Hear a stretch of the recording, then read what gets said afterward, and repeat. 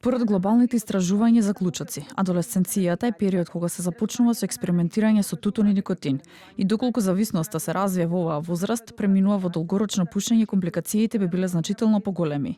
Истакнаа денеска од Министерството за здравство, Институтот за јавно здравје и Светска здравствена организација. Во истражувањето кое го спровело ИЈЗ е забележано дека во 2024 година има највисок процент на ученици кои пушат цигари. 13,6% од учениците користат некој тутунски производ, делејќи по категории момчиња и девојчиња. Употребата на никотин кај младите останува значаен јавно здравствен предизвик, кој што и текако треба да биде во нашите приоритети и во креирањето на државните политики. Второ, никотинските производи земаат се поголем замав и ја менуваат сликата на зависности кај адолесцентите. Али Аким, представникот од Светска здравствена организација, посочи дека глобално 14.000 деца на возраст од 13 до 15 години пушат цигари, а зависноста не треба да биде нешто со кое треба да се почне во период на адолесценцијата.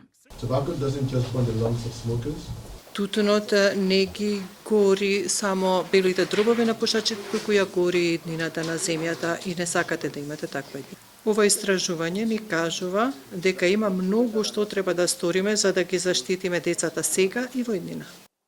Според министерот за здравство Азир Алиу, резултатите од истражувањето се основа на новиот предлог закон за забрана на пушење цигари, чија цел е да се регулира употребата на никотински производи преку 4 столбови. Често во јавноста се наведува дека пушењето цигари е една од главните причини за рак на бели дробови. ТВ24 побара официјална статистика. Колку од лицата дијагностицирани со рак на бели дробови биле пушачи или непушачи?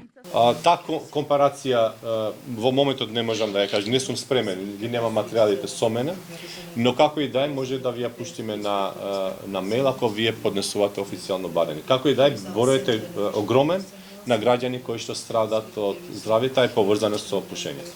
Се обративме писмено до Министерството за здравство, но димитување на прилогот одговор не добивме.